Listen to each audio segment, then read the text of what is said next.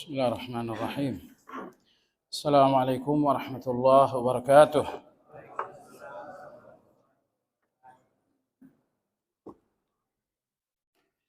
الحمد لله الذي بنعمته تتم الصالحات، وأشهد أن لا إله إلا الله وحده لا شريك له، وأشهد أن محمدا عبده ورسوله لا نبي بعده. اللهم صل وسلم على محمد وعلى آله وأصحابه ومن اهتدى بهديه إلى يوم الدين. يا أيها الذين آمنوا اتقوا الله حق تقاته ولا تموتن إلا وأنتم مسلمون.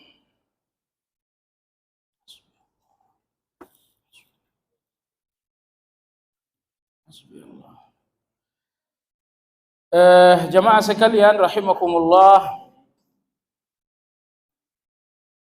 qadarullah kajian saya habis Isya yang biasanya di minggu yang kedua,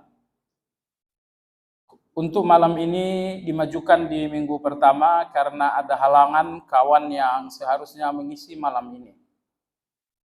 Sehingga mohon izin kajian kita malam ini hanya sampai azan Isya saja. Insya Allah untuk pekan besok menggantikan pekan ini kita kajian sampai selesai Isya insya Allah taala.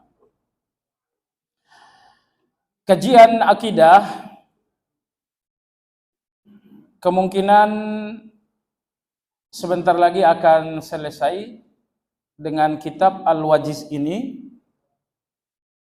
Insya Allah kita berencana di bulan November kita sudah memulai kitab yang baru.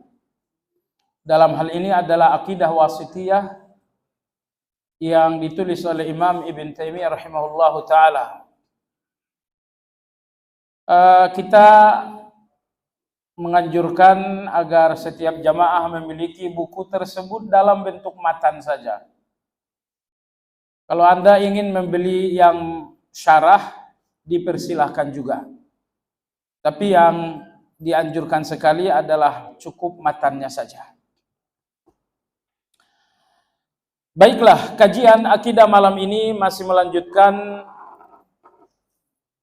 beberapa kaedah-kaedah dan manhaj penting di dalam dakwah ahli sunnah wal jamaah. Malam ini kita memasuki poin yang ke-15. Beliau berkata, ihtiramu ulama'il ummatil ma'rufina bitamassukihim bis sunnati wa husnil mu'taqad wa akhdhil ilmi anhum wa tawqirihim wa adami at-tatawuli alaihim wal kaffi an a'radihim wa adami at-tashkik fi niyatihim wa ilsaq at-tuham bihim duna at-ta'assub lahum aidan idh kullu 'alimin yukhti wa yusib wal khata'u mardudun ala sahibihi ma'a baqa'i fadlihi wa qadrihi ma dama mujtahida. Cukup panjang. Beliau mengatakan harus menghormati ulama-ulama yang telah dikenal sebagai ulama, yaitu ulama-ulama yang berpegang dengan sunnah dan akidah yang lurus. Jadi wajib menghormati mereka. Wa akhdhil ilmi anhum, dan harus mengambil ilmu dari ulama-ulama tersebut. Dari segi keilmuan mereka mendalam, dari segi akidah mereka lurus, maka wajib mengambil ilmu dari mereka. Wa tawqirihim, harus menghormati mereka. Wa adamit tatawuli alaihim, dan tidak boleh merendahkan mereka. Wal kaffi an a'radihim, dan harus pula membela kehormatan mereka di hadapan orang-orang yang melecehkan mereka. Wa adamit tashkik fi niyatihim, dan tidak boleh menyebarkan keraguan-raguan terhadap niat mereka. Oh, itu mereka ngomong begitu karena tujuannya begini. Nilai saja lahiriah mereka, adapun niat mereka serahkan kepada Allah Subhanahu wa taala. Wa ilsaqit tuhami bihim, dan tidak boleh menempelkan tuduhan-tuduhan terhadap mereka. Dunat ta'assubi lahum aidan, tentu tidak boleh pula fanatisme terhadap mereka. Idh kullu alimin yukhti'u wa yusib, karena semua orang yang berilmu bisa salah dan bisa benar. Wal khata'u mardudun ala sahibihi, kesalahan-kesalahan para ulama tentu saja kita tolak, ma'a baqa'i fadlihi, namun kemuliaannya tetap tidak terganggu. Kemuliaan, kehormatan mereka sebagai ulama tidak terganggu dengan adanya kesalahan mereka. Ma'adama mujtahidan, sepanjang kesalahan-kesalahan itu adalah ijtihad para ulama. Jadi Syekh Abdullah bin Abdul Hamid hafizahullah ta'ala ingin menjelaskan beberapa poin. Poin yang pertama, diharuskan memberikan penghargaan dan penghormatan kepada semua ulama-ulama. Semua ulama-ulama wajib dihormati. Kenapa? Karena mereka lah yang mewarisi ilmu ini dari Rasulullah sallallahu alaihi wasallam. Tulisan-tulisan mereka lah yang menjadi saluran ilmu itu hingga akhirnya sampai kepada kita. Jemaah sekalian yang saya hormati, Allah memilih mereka menjadi saluran ilmu untuk kita semuanya. Maka menghormati mereka adalah satu keharusan, bukan karena merekanya, tapi karena ilmu yang ada pada mereka. Imam Malik misalnya, kita hormati Imam Malik bukan karena namanya Imam Malik, tapi karena sunnah Nabi Sallallahu Alaihi Wasallam dan ilmu yang diwarisi dari Nabi Sallam ada dalam diri Imam Malik rahimahullah ta'ala. Dan harus kita akui bahwa ulama-ulama kita memiliki kecerdasan melebihi kita semua. Subhanallah, di usia belasan tahun, Imam Syafi'i rahimahullah diminta untuk menyampaikan kajian dan fatwa di Masjidil Haram. Sehingga Imam Syafi'i melapor kepada ibundanya. Beliau mengatakan, wahai ibu, banyak masyarakat yang meminta aku untuk menyampaikan kajian di Masjidil Haram. Ibunya menghimpun dua tangan dan meletakkan di atas kepala. Beliau mengatakan, hancurlah kita kalau kau sampai mengambil posisi itu. Kata Imam Syafi'i, wahai ibuku, bukankah aku telah mengambil ilmu dari orang-orang Syam? Aku juga sudah mengambil ilmu dari orang-orang Yaman. Aku pun telah mengambil ilmu dari orang-orang Irak dan Baghdad. Ibunya mengatakan, tapi kau belum mengambil ilmu dari Madinah, yaitu Imam Malik rahimahullah ta'ala.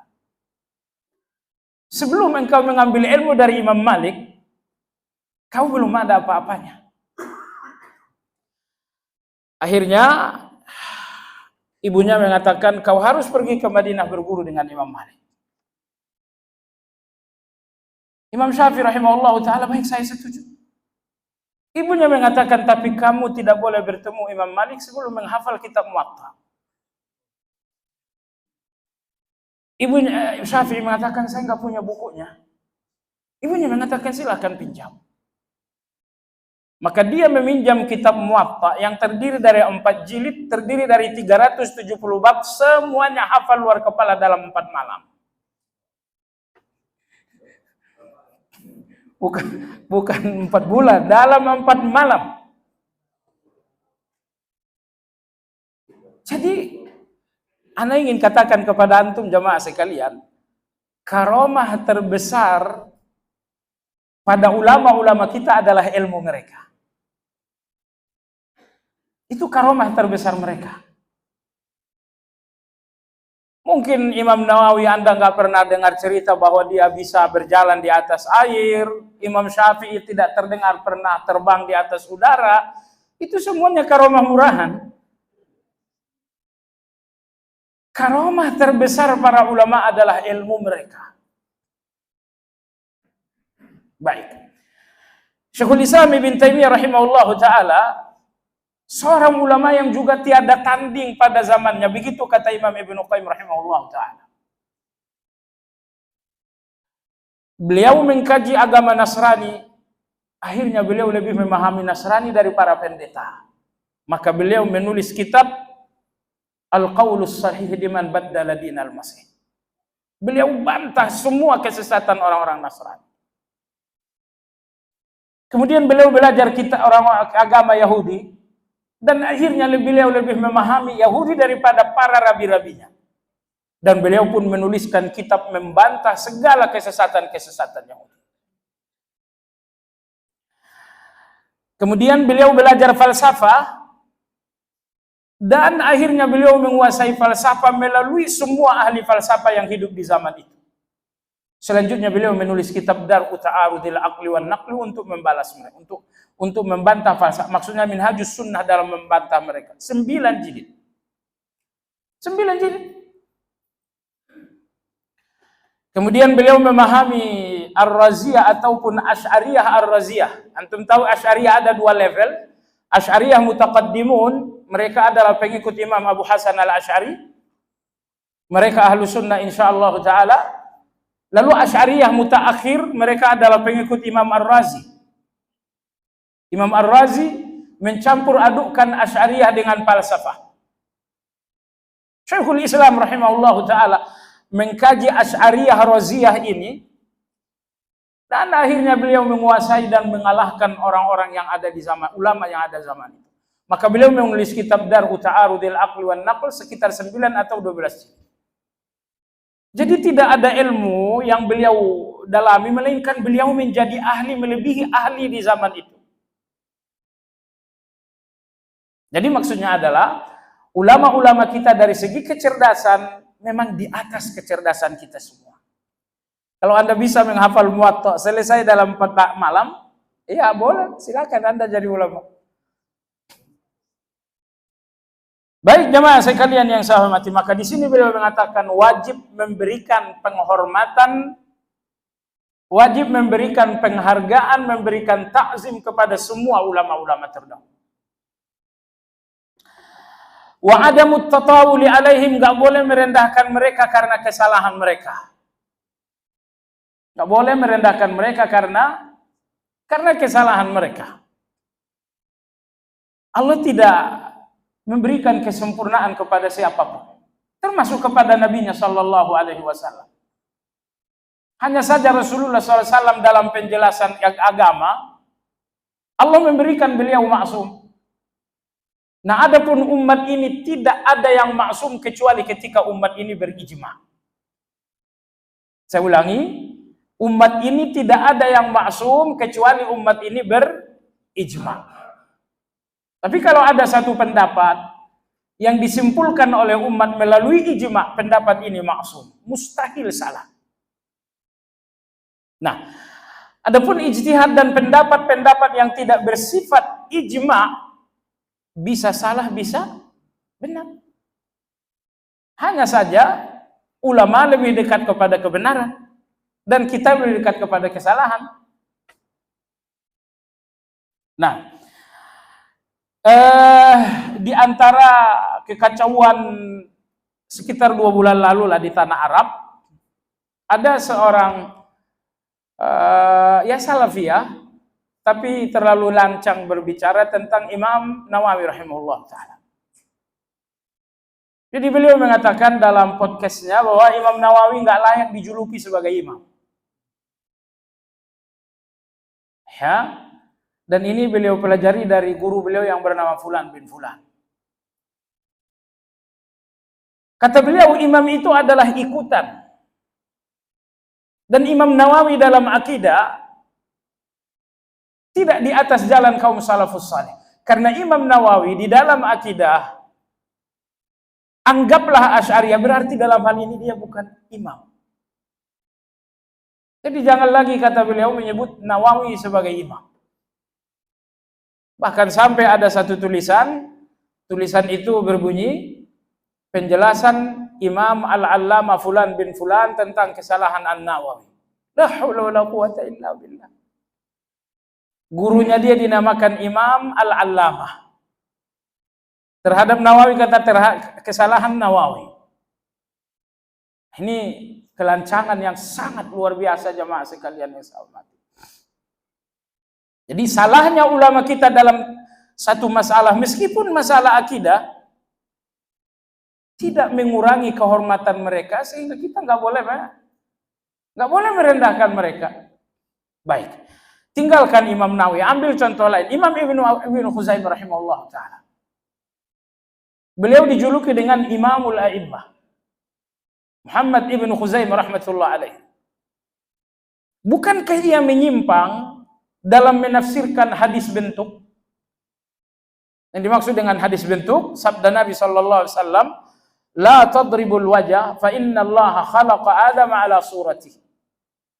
Kalian tidak boleh memukul wajah karena Allah menciptakan wajah Adam sesuai dengan bentuknya.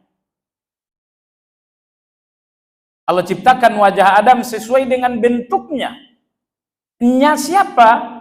Semua ulama mengatakan yang dimaksud dengannya adalah Allah. Allah ciptakan wajah Adam seperti bentuk Allah. Apanya yang seperti itu jangan dikaji lagi. Hidungnya kah yang seperti Allah, pipinya kah? Oh, itu rincian yang nggak boleh Anda cari-cari. Allah ciptakan wajah Adam seperti bentuk Allah titik. Dalam hal apa? Itu jangan dicari lagi. Nah, Imam Ibnu Khuzaimah rahimahullah dalam hal ini menyalahi semua ulama.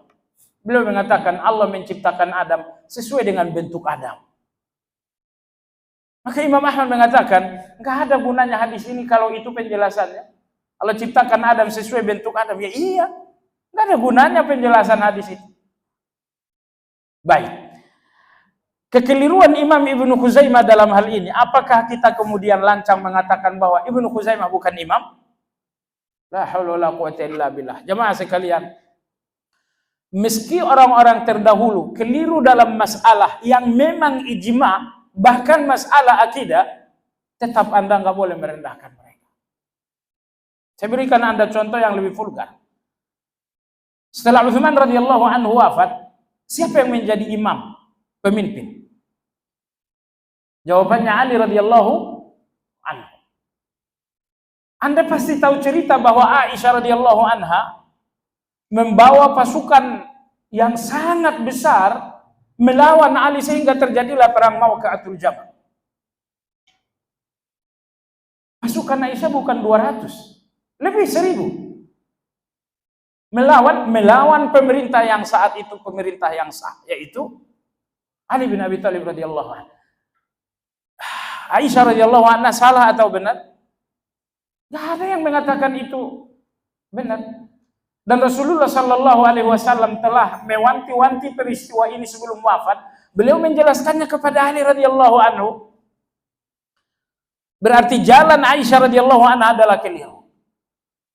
Tapi jemaah sekalian, bolehkah satu kata pelecehan dan merendahkan Anda ucapkan terhadap Ummul Mukminin? Tidak boleh jemaah sekalian.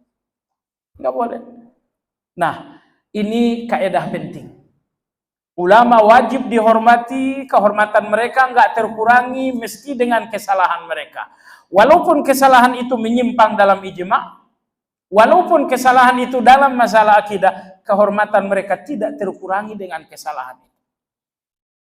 Tidak terkurangi sama sekali. Nah, Imam Zahabi rahimahullah ta'ala beliau berbicara tentang An-Nasir. Beliau adalah penakluk kota Andalus, Spanyol yang sekarang. Tapi beliau dalam akidah cenderung kepada akidah Mu'tazilah. Namun bagaimanapun dia tidak pernah mendakwahkan dan mempropagandakan akidah Mu'tazilah. Sehingga yang dikenal dari seorang Nasir, An-Nasirul Andalus, tidak ada yang mengenal beliau dalam akidah. Beliau hanya dikenal dengan jihad. Sekian bulan jihad, sekian bulan jihad, sekian bulan jihad. Akhirnya Imam Zahabi rahimahullah ta'ala beliau mengatakan, kesalahan beliau dalam akidah, karena beliau cenderung terhadap Mu'tazilah, tapi beliau tidak dikenal dengan akidah itu. Beliau dikenal dengan jihad yang luar biasa. Maka kata Imam Zahabi rahimahullah, menurut aku, kesalahannya tenggelamkan saja di laut kebaikannya. Kesalahan beliau, tenggelamkan saja di laut kebaikan seorang pemimpin bernama An-Nasir. Apa yang dikatakan beliau setengah berfalsafah, tapi bagi kita itu adalah satu undang-undang. Begitupun dengan Imam Nawawi. Kesalahan Imam Nawawi dalam akidah, benamkan dalam lautan kebaikan dan ilmu beliau. Kesalahan Imam Ibnu Khuzaimah dalam akidah, benamkan dalam lautan ilmu beliau dan kebaikan beliau. Ucapan Imam Zahabi ini luar biasa. Artinya kesalahan tadi jangan lagi ada di daratan ilmu, tenggelamkan. Tapi di mana Anda tenggelamkan? Tenggelamkan di dalam kebaikan-kebaikan mereka. Maksud beliau apa? Angkat kebaikan-kebaikan mereka sehingga kesalahan mereka hilang dalam kebaikan itu. Itu maksud Imam Az-Zahabi rahimahullah ta'ala. Kaidah Imam Zahabi ini kaidah ahli sunnah wal jamaah. Berbeda dengan orang-orang yang sudah diracuni dengan fitnah. Karena kalau Imam Zahabi tadi, kesalahan yang kecil tenggelamkan di dalam kebaikan yang banyak. Kalau orang-orang sekarang nggak seperti itu. Kesalahan yang kecil besarkan agar kebaikan yang banyak menjadi hilang. Jauh sekali. Jauh sekali jamaah sekali. Ada satu pepatah Arab berbunyi, kalau engkau mencari seorang kawan yang tidak pernah salah, sampai mati kau nggak pernah punya kawan. Karena tidak ada orang yang nggak punya salah. Begitu juga dengan guru. Kalau Anda mencari guru yang nggak pernah salah, sampai mati Anda nggak akan pernah punya guru. Karena guru yang nggak salah itu nggak ada. Jangankan guru sekarang, sekelas imam saja sudah bilang. Syekh Albani rahimahullah, beliau adalah imam, beliau ulama besar. Apa Anda pikir beliau nggak punya salah? Kalau Anda mengatakan beliau nggak punya salah, Anda mengkuduskan Imam Albani. Dan itu menunjukkan kesesatan Anda dalam mengenal seseorang. Anda tidak mengenal dia sebagai ulama dengan kacamata ilmu, tapi Anda mengenal dia sebagai ulama dengan kacamata fanatisme. Hati-hati dengan kacamata Anda melihat orang. Karena kacamata fanatisme membuat Anda melihat orang yang Anda cintai berlebihan. Sehingga Anda nggak melihat lagi kesalahannya, walau kesalahan itu sangat besar. Dan kacamata fanatisme Anda gunakan melihat orang yang beda dengan Anda, maka Anda akan melihat kejahatan yang sangat banyak walaupun itu hanya 1 dan 2. Kejahatan kecil akan besar dengan kacamata fanatisme. Kesalahan yang sedikit akan banyak dengan kacamata fanatisme. Oleh sebab itu, saya pernah sampaikan dalam kajian ini, setelah kita mulai sungguh-sungguh belajar, ini alhamdulillah, tapi melepaskan kita dari fanatisme itu berat. Fanatisme terhadap buku tertentu, fanatisme terhadap guru tertentu, hati-hati. Jadi setelah Anda, alhamdulillah, diberi Allah semangat menggali ilmu sunnah sesuai dengan pemahaman kaum salafus saleh, ini luar biasa. Ini nikmat yang nggak boleh lepas dari syukur Anda. Tapi di samping itu, pekerjaan yang nggak kalah beratnya bahwa Anda harus melepaskan diri, ilmu dan pemahaman Anda dari fanatisme. Perhatikan standarisasi Anda. Si fulan nggak benar. Menurut siapa? Menurut fulan. Anda menilai manusia dengan manusia. Itulah fanatisme itu. Ilmu itu adalah menilai manusia dengan kaidah atau dengan dalil. Kalau Anda nggak mampu, ya ambil posisi diam. Baik. Tadi disebutkan juga wa ilsaqit tuhami bihim wal kaffi an aradihim. Anda wajib mengambil posisi membela apabila ada orang berilmu yang dicederai. Misalnya ada seseorang yang mencederai Imam Al-Hafidz Ibnu Hajar Al-Asqalani. Oh, Al-Hafidz Ibnu Hajar tidak boleh diambil ilmunya dalam. Atau misalnya ada orang mengatakan, oh Imam Syatibi, Abu Ishaq Asy-Syatibi adalah seorang yang akidahnya rusak. Jemaah sekalian yang saya hormati, di hadapan orang seperti ini Anda nggak boleh diam. Diam Anda adalah dosa. Anda wajib mengambil posisi membela. Imam Syatibi rahimahullah, beliau punya kesalahan dalam akidah. Saya katakan gak ada orang yang gak salah. Tapi membesar-besarkan kesalahan ini adalah penyakit. Sampai detik ini jamaah sekalian, tidak ada tulisan selengkap tulisan Imam Syatibi soal bidah. Dalam kitab beliau yang berjudul Al-I'tisam, terdiri dari dua jilid. Saya lihat di Indonesia guru-guru yang banyak berbicara tentang bid'ah, tidak banyak yang merujuk ke buku ini. Kenapa? Karena buku ini memang bahasannya sangat rumit dan orang yang nggak pernah belajar usul fikih akan sulit memahami buku ini. Karena Imam Syatibi latar belakang beliau adalah usul fikih. Maka Ustadz Fulan walaupun dia menulis panjang lebar tentang bid'ah, perhatikan dalam referensi, insya Allah Anda nggak akan temukan kitab Al-I'tisam. Padahal kitab Al-I'tisam buku pertama dan terlengkap berbicara tentang bid'ah. Betul sebelumnya ada buku An-Nahyu 'anil Bid'ah ditulis oleh Imam Ibn Waddah. Imam Ibn Waddah selevel dengan Imam Ahmad rahimahullah ta'ala. Buku ini tipis dan dia nggak memberikan kaidah. Dia hanya merangkum riwayat-riwayat dari Nabi, dari sahabat, dari tabi'in tentang bid'ah. Abu Bakar At-Turtusi, beliau pun menulis tentang bid'ah. Tapi tidak ada tulisan bid'ah selengkap dan seindah tulisan Imam Abu Ishaq Asy-Syatibi rahmatullah alaih. Tapi saya lihat kemudian di internet, hati-hati Imam Syatibi akidahnya bermasalah. Sembunyikan saja gitu kan. Supaya apa? Supaya lautan ilmu beliau tentang bid'ah ini tidak hilang. Saya lihat dialog-dialog di media sosial tentang bid'ah, posisi kita selalu dalam posisi tidak terlalu kuat dalam dialog. Dialog A, dialog B, dialog C, tidak terlalu kuat posisi kita dalam menyanggah. Subhanallah, seandainya setiap ustadz yang akan berdialog tentang bid'ah membaca buku ini setidaknya bolak-balik 2 kali, insya Allah nggak akan ada lawan sebelah ini yang akan berdiri. Semuanya akan tersungkur. Karena semua bantahan-bantahan mereka sudah dikulitin oleh Imam Syatibi dalam buku tersebut. Jemaah sekalian yang saya hormati, tapi subhanallah guru-guru kita walaupun guru-guru besar, saya belum dengar referensi mereka tentang bid'ah adalah kitab Al-I'tisam.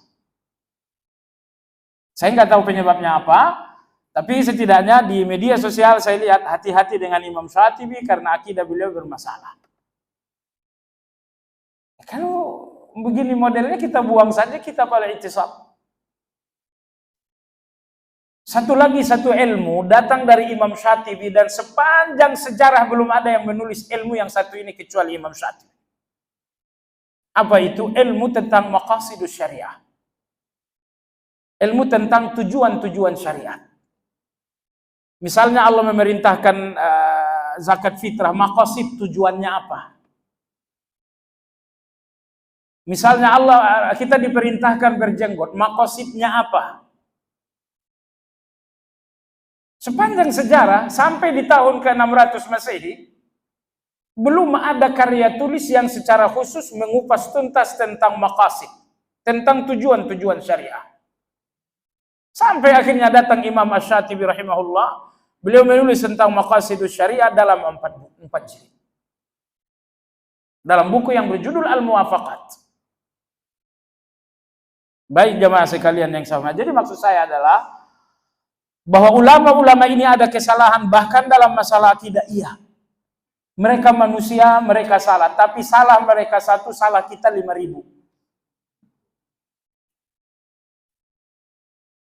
Orang-orang yang sadar diri banyak salah, banyak lemah, nggak akan banyak bicara tentang salah orang lain. Tapi begitu Anda lupa dengan kesalahan Anda, saat itulah Anda membuat proklamasi tentang kesalahan orang lain.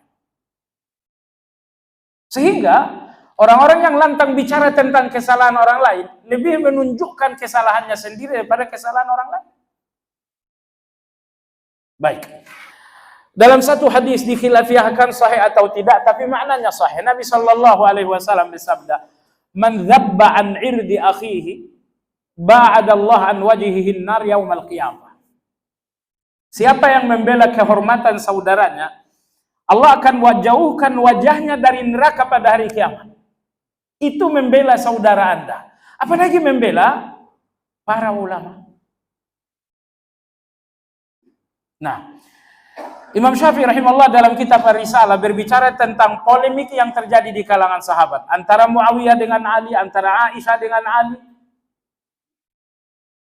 Begitupun dengan sikap-sikap Utsman yang cenderung nepotisme dalam hal jabatan.